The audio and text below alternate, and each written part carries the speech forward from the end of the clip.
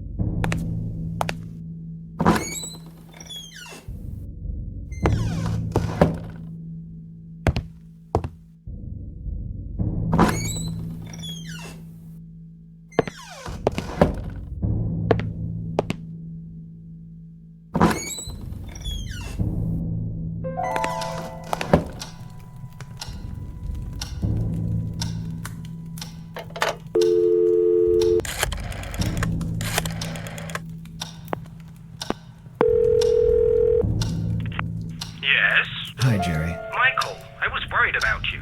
Are you doing okay? Yes, I'm fine, and I think I know the identity of my intruder. Tell me, who is it? James Blackwood. The Blackwood person? Michael, are you serious? That the ghost of the murderer is roaming the house? I'm not talking about his ghost, Jerry. I'm talking about him. What the heck do you mean? I mean James Blackwood himself, alive in this house. What? How is that possible? It makes sense. After murdering his wife and realizing what he has done, he begs for help to Christopher Milton, who fakes his death. Milton, the previous owner? Michael, you're losing your mind. Even if he managed to hide himself, how did he survive all this time? Milton has been missing for years. Good point, but I'm sure a desperate man like Blackwood would have found a way. Yes, by turning into a ghost. Wait a minute. Yeah, I have it right here. James Blackwood passed away on June 1963. Would you please stop this? Jerry, just listen to me. I know I'm right.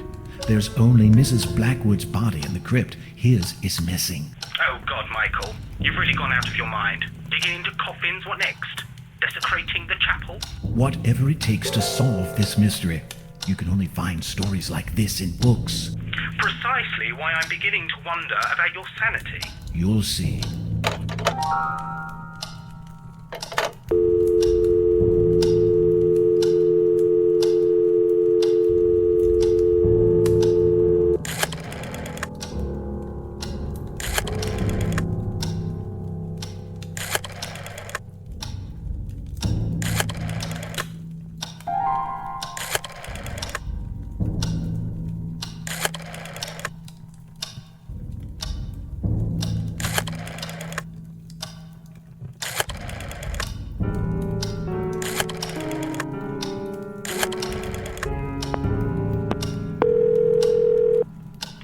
Good day, the National Bank of Northumberland. Robert Blake speaking. Hello, Robert. I need some help. It's about James Thomas Blackwood. Do you have a customer called that? I'm sorry, sir. I can't give you that kind of information.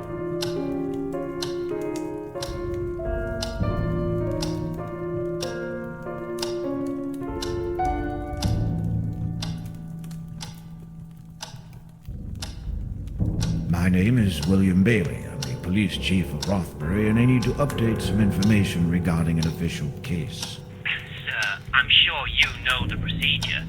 I need the case file number. Yes, of course, I know that. Grab your pen. 27-940619. That's not even the right format, sir. You said your name was... I won't waste your time anymore. Good day.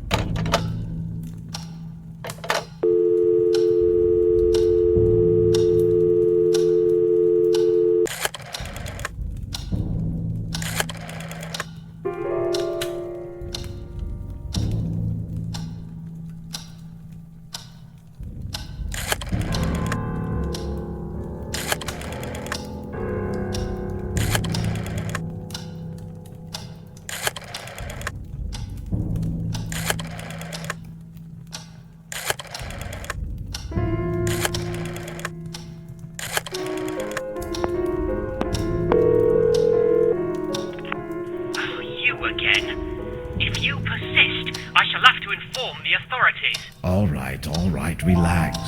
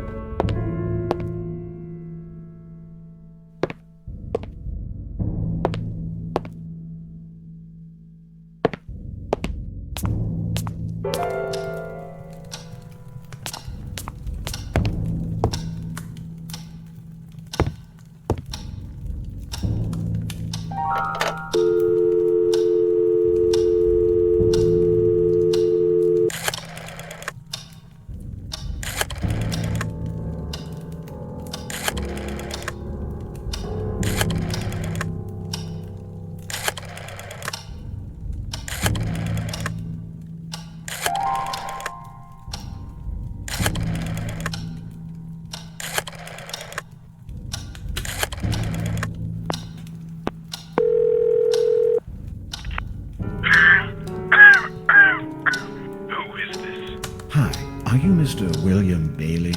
That's me. And you are? Yes, my name is Michael Arthade. I'm a journalist for a local newspaper in Rothbury. I see. And what's this all about? Well, you're the former police chief of this town, aren't you? Indeed. I served many years ago. And you were once in charge of a famous, or should I say, infamous case here? Ah, bloody hell. Don't tell me this is about James Blackwood. Well, yes, I'm writing a story for my newspaper. The most famous police cases of Northumberland. Have you got any idea how many times I've talked about this? Go to your nearest library. I'm sure you'll find plenty of information about Blackwood there. Please, Mr. Bailey, I beg you. It won't be the same if I can have the information from someone who was there, and no less than the renowned William Bailey of Rothbury. All right, son, spare me the nonsense. What is it you want to know? Well, in the first place, what did Ava Mariani see exactly? She saw enough, son. James Blackwood was dragging a shape into a hole in the garden. At first, Mrs. Mariani couldn't realize what it was, but eventually she made out the dead body of Catherine Blackwood with a serious wound. And Blackwood was automatically deemed guilty? He was found digging his wife's son. Why did James Blackwood never appear before a jury? When you're someone as renowned and famed as James Blackwood was, you can pretty much avoid the authorities. However, you can't avoid justice. And justice was brought upon James Blackwood. Justice? How? He died shortly after the accusation. You should know about that. What happened to Dr. Christopher Milton? How should I know? You bet your life that slimy worm was up to something. I couldn't prove it, though I spent years investigating him. A shame we couldn't implicate him as much as James Blackwood. Are you saying he could have had something to do with the murder? Blackwood and Milton were very intimate. Milton did the impossible to aid his friend, and even clear his name after he died. You do the math. And was ever determined the cause of death of Catherine Blackwood? Yes, partly. Mrs. Mariani managed to see her throat was slit open. Ripped, she would say. It must have been horrible for the poor girl. Still, everything sounds so vague, as if something were missing. Are you questioning my performance on this case, son?